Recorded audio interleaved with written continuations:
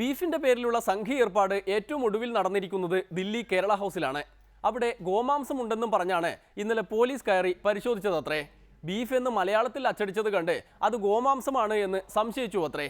സംഘികൾ വിളിക്കേണ്ട താമസം പോലീസ് എത്തി പരിശോധന ഉഷാറാക്കി.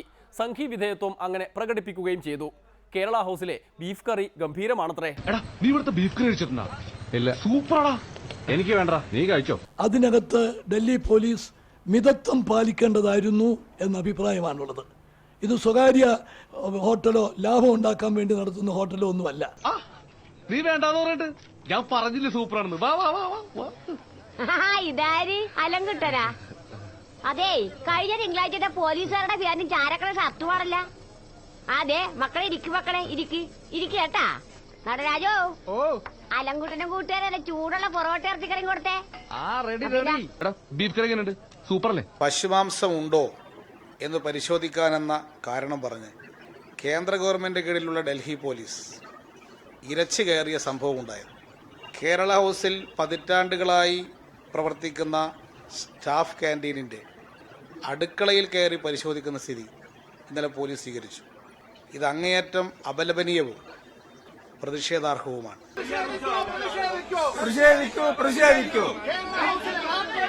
കേരള ഹൗസിൽ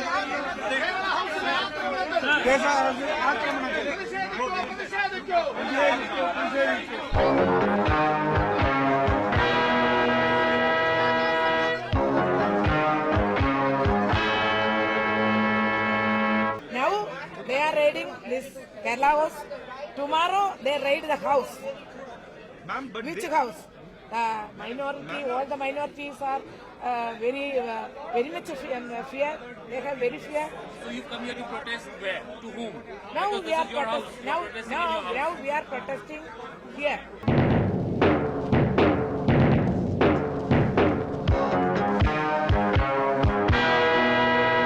മലയാളിയുടെ ഭക്ഷണ രീതിയെയും മലയാളിയുടെ ആത്മാഭിമാനത്തെയുമാണ് ചോദ്യം ചെയ്തിരിക്കുന്നത്.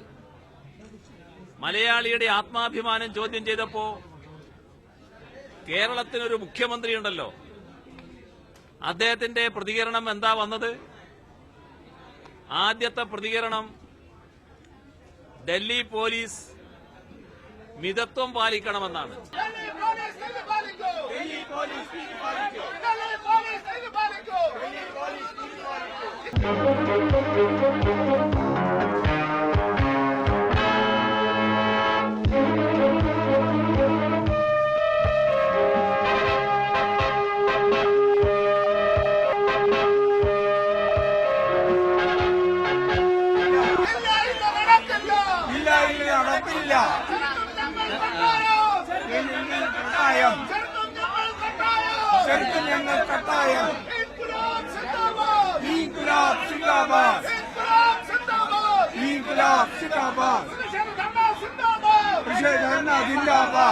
ഇവിടെ യഥാർത്ഥ ബീഫല്ല കൊടുത്തത് എന്ന് അധികൃതമായ വിശദീകരണം തന്നെ വന്നിട്ടുണ്ട്.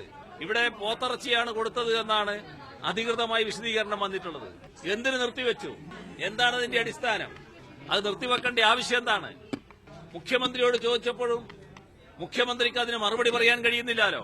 വിധേയത്വം അനാവശ്യമായി പ്രകടിപ്പിക്കുകയല്ല വേണ്ടത്. രാഷ്ട്രീയമായ താൽക്കാലിക ലാഭത്തിനു വേണ്ടി RSSനെ പ്രീണിപ്പിക്കാൻ നടക്കുന്ന ഉമ്മൻചാണ്ടി അതിവിധേയത്വം കാണിക്കുകയാണ് ഇവിടെ. RSSകാർക്ക് ഗോമാംസം എന്ന് കേൾക്കുമ്പോൾ വല്ലാതെ വികാരം കൊള്ളുന്നു എന്നാണല്ലോ പറയുന്നത്. കേരളത്തിലെ RSSകാരിൽ 70% പേരെങ്കിലും ബീഫ് കഴിക്കുന്നവരാണ് എന്ന് ഞാൻ പറഞ്ഞാൽ നിഷേധിക്കാൻ കഴിയുമോ? അത് ഇമാതിരി പരിശോധനകൾ നാടെമ്പാടും നടത്തിയാൽ തന്നെ ബീഫിന്റെ പേരിലുള്ള വിഭാഗീയത ഭംഗിയായി നിർവഹിക്കാൻ പറ്റും. ഒരിടവേള കൂടി, അത് കഴിഞ്ഞ് ശക്തന്റെ ആത്മകഥ. ഒരുപക്ഷെ ഞാനൊരു രാഷ്ട്രീയക്കാരനായതിൻ്റെ പിന്നിൽ, പൊതുപ്രവർത്തകനായതിൻ്റെ പിന്നിൽ എന്നെ ആ രംഗത്തേക്ക് നിർബന്ധിച്ചിറക്കിയത് ശ്രീ TM ജേക്കബാണ്.